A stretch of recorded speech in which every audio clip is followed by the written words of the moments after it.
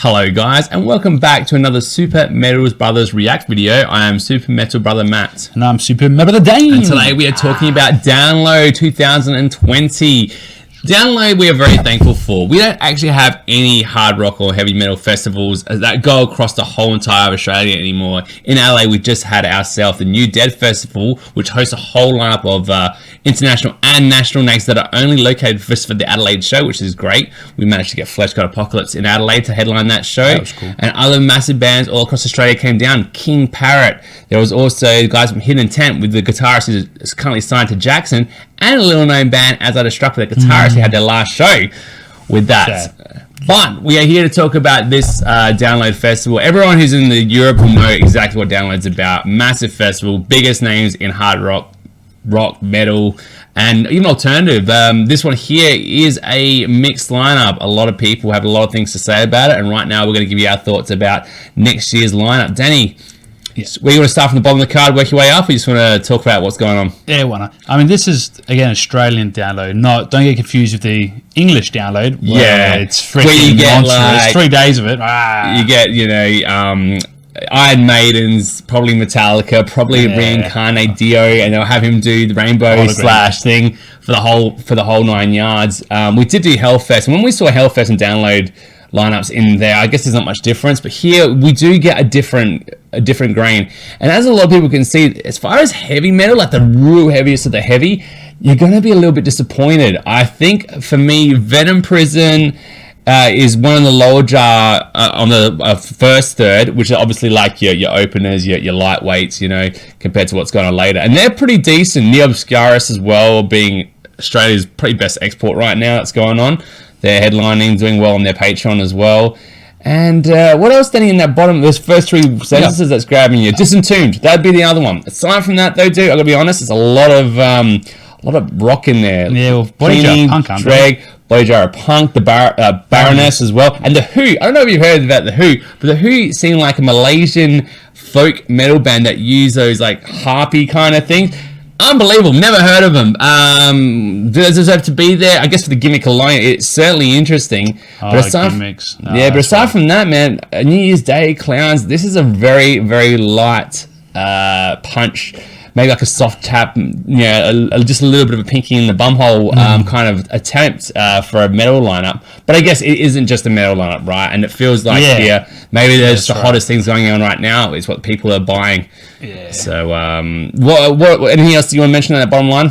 The bottom line, not too much. I mean, it's good about Download. They're trying to push a lot of Australian bands as well, which is good because in previous incarnations with like Big Day Out and Soundwave, we used to get maybe 1 or 2 local acts, but they really want to push, and I think like nearly have a dedicated stage to like Australian bands, so that's great. So again, this is just the first release. They normally do I think 2 or 3. That's right. So this feels hopefully it just feels like a very lukewarm start. They're just dipping their toe in the water. Next line we got is Lacuna Coil, Hounds of Houses, and Heart's Wait. Lacuna Coil obviously being the one standing out in that lineup, especially because they've got an album that's out called Black Anima. We have a review on that. Make sure you check that out. We'll put the link in the description. A band that has gone from being a goth metal band to a, let's say, new metal band. No apologies, I guess, from the band. They're not doing it. But very much a big name. They play everywhere. They've done with everything. They've toured the world for many, many years, since 94, I think it is. So they're obviously a band. And, Christina's there. So why not see Christina Scabia in all her action and all her non-processed glory. Auto-Tune Glory, which I don't know why they did that on the album for. Next line, then Testament, Carcass, and Owlstorm. If I had to see anything, that's a good lineup. As you can see, though, Owlstorm and Lacuna Coil, the only odd shows is Download.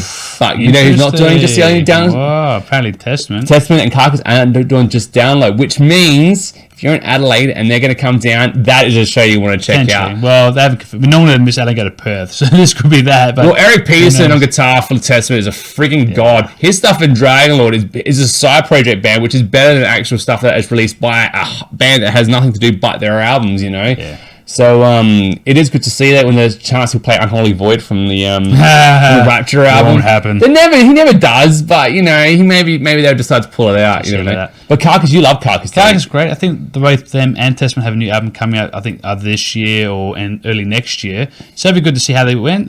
Both the last 2 albums I've got for each of them were quite good. I enjoyed them. Was it Yep. Surgical Steel? I think Carcass and Testament's Brother of the Snake. Great albums. Yeah, Enjoyed them a lot. absolutely. Next lineup, we got Clutch, Ministry, and In Flames. Now, In Flames, we have a love-hate relationship with, and I think everyone kind of does, because they went through this phase of being the best melodic death metal band in the world to a okay melodic death metal band to a bad attempt at a rock album. Yeah. That Battles album was one of the worst albums we've ever reviewed ever, and if they never do that album ever again, or even again come close to it, even then, the idea of them playing a song off that is tarnishing the Download 2020 lineup. No, the two bonus tracks on the album actually, Yeah, they were good. They weren't released, so no, they don't count. All right, but they did come to strength with Either Mask. They released that album this year, and we actually reviewed that. Yeah. Good album, you know. In fact, we might actually tag that as well, because that is hope that if they play the first 7 tracks of that album, we'll feel much better about it, and you know, everything off of maybe Horricool or some of the earlier stuff as well. Sense of Purpose, maybe. Just thinking out loud. Don't Clutch and Ministry though. I mean, Clutch, I've heard good things about them. I haven't really paid too much attention. I think just rock hard rock band, band, which is pretty. That's cool. Hard rock's great. I guess the crowd. Ministry has a bit of a cult following. Yeah. So, see, was it Al Industrial Yorkson, doesn't it? Yeah. Yeah. So that'll be interesting to see how it goes. I haven't had that guy get through like, you know, airplane like metal detectors, because his face would just be like melting with all the radiation stuff. Absolutely. Now, this is where I'm confused, because they got Deftones and Jimmy Eat Well, which Deftones, for me, I couldn't be more bored even saying the name, let alone listening to their music. Unfortunately, they have a very much a either polarizing love or hate, and really it's an interesting style, because I feel like I would like it because the guitars are low, they're 7 strings, there's a lot of, you know, good singing in it, blah blah blah. But it's a very sad sounding band. But every time I check it out, I just start thinking about stuff I'd rather be doing, you know? And it actually makes me sad, because I'm there listening to something sad. But as far as Jimmy Eat World and even the top boys of My Chemical Romance could not. For a draw card for me as a metal fan, it's meh. Even as a rock fan, I'm like, I gotta be honest, man. I thought Jimmy Eat World were like 90s. I thought Jimmy Eat World had just one song. Yeah. They got more than one song. Yeah. So maybe right now the kids want to hear it. This is what's selling. I mean, surely the guys who do Download know what Australia wants, what they're willing to listen to, and where the old codgers that are like, nah.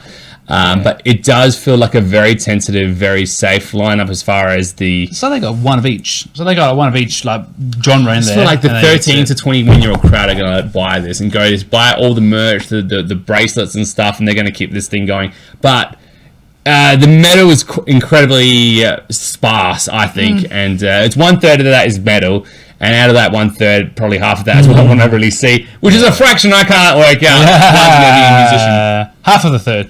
Yeah, so it's My Chemical Romance is all that talk on Facebook lately about them making a comeback. So yeah, it looks like they are making a comeback, and again, I don't know if their popularity is held that strongly that they can headline a tour. They disappeared. Well, it's a major announcement. It surely isn't the headline tour. Iron Maiden was rumored to announce tomorrow their tour in 2020, and everyone is banking that they're going to be the headline for Download. And Tool's also coming next year. So Tool have announced a trailer with the states in Australia, but that could mean nothing. Could be a new song for all I'm concerned. You know, Tool announcing thing on the internet, nothing could go wrong there. That's where he's releasing his wine labels. It's like, because he didn't use Adelaide, because I think he has a winery here in Adelaide or something. So all the other states gets his wine maybe. But I can get behind some of that though. Some of these bands actually have quite a lineage, and most of these bands actually have quite the lineage and quite the discography. So even though they're not my cup of tea, I must admit, you know, there are some bands there that are household names, even if you love it or sincerely hate it. Yeah, well, I think these guys here as well, it's hard because you've had like dedicated festivals like Soundwave and kind of Big Day House, kind of poppy as well, and even like Groovin' and Mood and like all those dancey poppy festivals, which are all like, what are they, Supersonics, Stereosonics, all that. So you had all those dedicated festivals, and they've all collapsed. They haven't survived.